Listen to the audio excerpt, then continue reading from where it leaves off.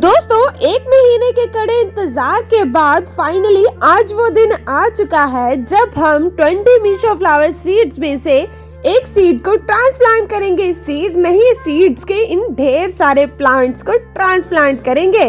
तो आप भी ना इस वीडियो को पूरा देखिएगा। अगर आपने ये मीशो फ्लावर सीड्स या फिर अदर कोई सीड से प्लांट ग्रो अप किए हैं तो इन बातों का ध्यान रखना है जो कि मैंने इस वीडियो में बताई है, नहीं तो पौधा ग्रो अप होने से पहले ही मरने की तरफ चल पड़ेगा।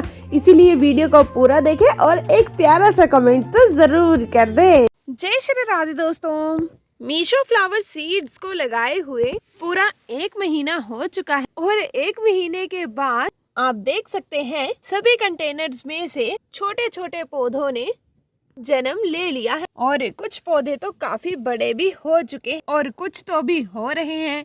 तो आज मैं ना सोच रही थी कि जो पौधे अब बड़े हो चुके हैं, मतलब ट्रांसप्लांट करने लायक बन चुके हैं, क्यों ना आज उनको इन छोटे छोटे पॉट्स में से निकाल कर बड़े पॉट में शिफ्ट कर दिया जाए। जैसे कि अभी आप देख रहे हैं ये वाला कंटेनर जिसमें मैंने लगाए थे नेस्टोरियम के फ्लावर सीड, और अभी आप देख सकते हैं नेस्टोरियम के कितने बड़े बड़े पौधे बन चुके हैं, और वो भी एक दो नहीं, पूरे 4। और देख सकते हैं आप जड़ें भी कितनी ज्यादा मात्रा में फैल रही हैं और नीचे जाके ये रूट बाउंड हो रही हैं। और मैंने अगर ज्यादा समय लगाया और इनको यहाँ से निकाल कर बड़े पॉट में नहीं लगाया तो ये बेचारे यहीं पे लगे लगे मर जाएंगे और ना तो फिर इनकी ग्रोथ होगी। तो यह चीज तो मैं बिल्कुल भी नहीं चाहती हूँ, क्योंकि इतनी मेहनत से मैंने इतने दिनों का इंतजार किया है और इनको इतना बड़ा किया है और एंड में मैं इनको मार दूं, ऐसा हो सकता है क्या? तो इसीलिए आज मैं चेकआउट करूंगी मेरे इन 20 विंटर फ्लावर सीड्स में से कौन कौन से ट्रांसप्लांट करने लायक बन चुके हैं और कौन से नहीं है,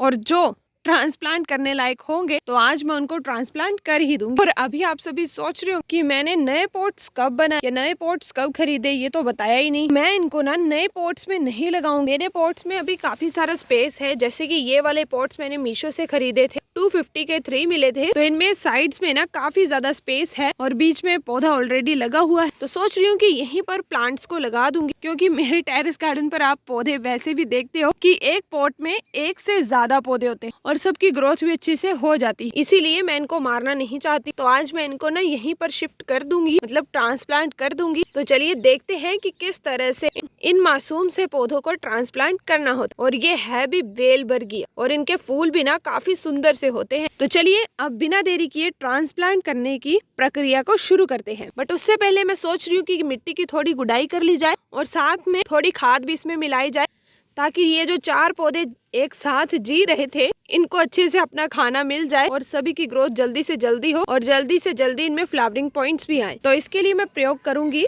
गोबर के उपलों की खाद, जो कि मैंने रखी है यहाँ पर। ये पानी में डिप करके रखी हुई थी मैंने, एकदम अच्छे से तैयार हो चुकी है। तो बस करना क्या, इसके लिए सबसे पहले हम मिट्टी को क्या बनाएंगे, भुरभुरी बनाएंगे। देख सकते हैं आप पूरी मिट्टी सेट हो चुकी है।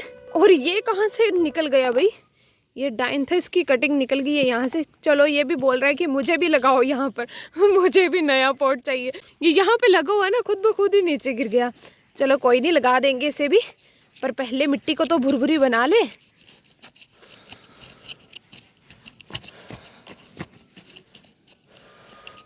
ना काफी जरूरी होता है।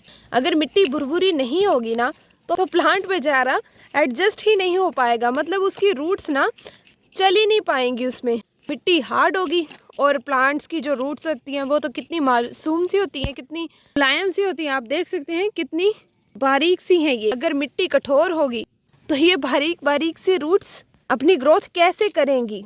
इसीलिए मिट्टी का भुरभुरी होना काफ़ी ज़्यादा ज़रूरी होता है। चलिए बातों ही बातों में मिट्टी को भुरभुरी बना लिया है।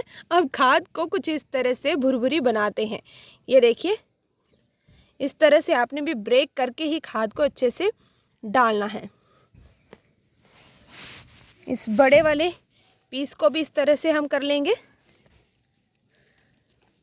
अगर आप भी गोबर के उपले की खाद का इस्तेमाल करते हैं और उसे आप इस तरह से डाल देते हैं तो ये कार्य एकदम गलत है। आपने हमेशा खाद को बारीक महीन करना है ताकि मिट्टी में इसके सारे गुण आपस में घुल मिल सके, तभी ये अपना असर दिखा पाएगी। और पत्थर वगैरह को निकाल देना है।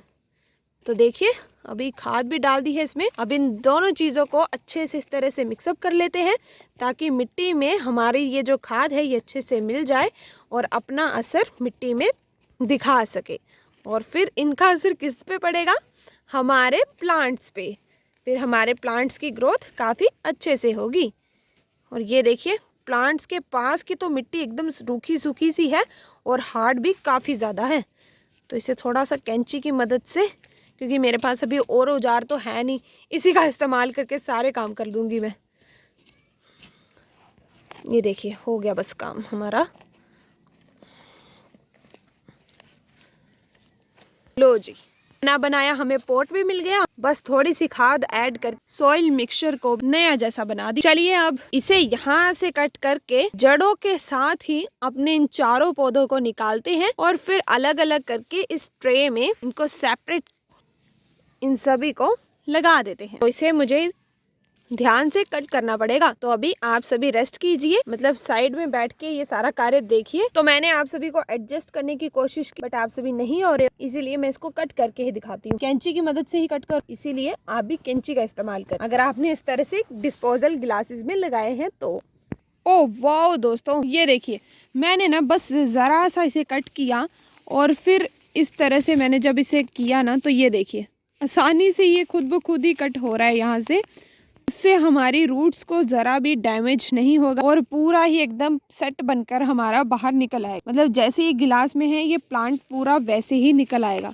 तो ये मुझे काफ़ी अच्छी बात लगी। तो चलो अब इसे पूरा निकाल के दिखाती हूँ। दोस्तों बिना छेड़छाड़ किए हमारे रूट्स के साथ ही एकदम बिल्कुल क्लीन एंड क्लियर पौधे निकल के आ चुके हैं। अब इनको बिल्कुल आराम से सेपरेट करते हैं और फिर लगा देते हैं। तो ये देखिए दोस्तों बिल्कुल एकदम आसानी से ये सारे काम हो रहे हैं। मतलब देख सकते हैं आप पौधे की सारी जड़ें सही सलामत हैं। तो बिना देरी किए इसे इसमें लगा देते हैं। तो इसके लिए हमें छोटा सा नहीं, ठीक ठाक ही गड्ढा निकालना पड़ेगा ताकि जड़ें जो हैं वो आसानी से सारी की सारी ही मिट्टी में दब जाए। दब नहीं जाए मतलब लग जाए। देखिए कुछ इस तरीके से। अब इसके ऊपर से मिट्टी डाल देंगे और ये देखिए लग गया हमारा प्यारा सा पौधा। अब इसी तरीके से दूसरे पौधे के लिए भी स्पेस क्रिएट करेंगे, गड्ढा निकालेंगे और सभी पौधों को मैंने अलग कर लिया है। ये देखिए ये रहा दूसरा। थोड़ी सी जड़ें एक आपस में उलझ सी रही हैं, तो इनको निकाल लेते हैं यहाँ से। ये देखिए निकल आई ये भी। तो अब इसे भी इसमें लगा देते हैं। बहुत मासूम से हैं ये पौधे, मतलब काफ़ी मुलायम से हैं। तो इसीलिए ये काम ना बहुत ही ध्यानपूर्वक तरीके से करना पड़ेगा, नहीं तो ज़रा सी नज़र हटी और दुर्घटना घटी, बस वही वाला कार्य होगा फिर। तो देखिए दोनों साइड पे अच्छे से लगा दिया है। अब ये जो दो पौधे बचे हैं इनको हम इस वाली साइड पे लगा देंगे। तो चलिए लगा कर दिखाती हूँ मैं। सो फाइनली दोस्तों चारों के चारों पौधों को अच्छे तरीके से मैंने ट्रांसप्लांट कर दिया है। अब सिर्फ अंतिम कार्य हमारा बचा है और वो है पौधों को पानी देना। तो पानी मैं डिब्बे की सहायता से नहीं दूंगी, स्प्रे पंप की सहायता से दूंगी कुछ इस तरह से, क्योंकि आपने पौधे की जड़ों को अच्छे से देख लिया है ना वो कितनी मासूम सी है। अगर प्रेशर से पानी दूंगी तो वो सारी निकल आएंगी, इसीलिए स्प्रे पंप का इस्तेमाल करके इनमें पानी दे रही हूँ। तो आप भी इस बात का ध्यान रखें, मतलब जब भी आप कोई भी पौधा लगाते हैं जड़ों के साथ या फिर कटिंग के साथ, तो आपने पौधे की जड़ के पास या फिर तने के पास कुछ इस तरीके से पानी नहीं देना है, नहीं तो वो जड़ें सारी बाहर निकल आएंगी और फिर हमारा पौधा मरने में 2 सेकंड भी नहीं लेगा। इसीलिए थोड़ी दूरी पर पानी का छिड़काव करें और साथ में दूरी पर ही पौधे की मिट्टी में पानी दें। जब आप इन छोटी छोटी बातों का ध्यान रखेंगे तो डैम श्योर आप सभी के पौधे काफी अच्छे से ग्रो अप करेंगे। और पौधा आपने हमेशा शाम के वक्त पर ही लगाना है ताकि उस पौधे को थोड़ा सा समय मिल जाए नई मिट्टी में एडजस्ट होने के लिए। दिन में भी समय मिल जाता है, बट दिन में हमारे सूर्य देवता भी तो होते हैं, वो जब कड़ा पहरा रखेंगे हमारे पौधों तो वो बेचारा पौधा बढ़ने से पहले ही मरने की तरफ चल पड़ेगा। तो अब पानी की कमी इसमें पूरी हो चुकी है और जो भी कमी थी इस मिट्टी में इन पौधों में वो सारी मैंने पूरी कर दी है। अब इंतजार है तो बस उन सुंदर सुंदर से फूलों का। तो अब जल्दी जल्दी से वो ग्रोप हो जाए, वो नहीं ये, और जल्दी से वो हमारे नन्हे मुन्ने मेहमान आ जाए ताकि ये हमारी पूरी ही बकेट फूलों से भर जाए।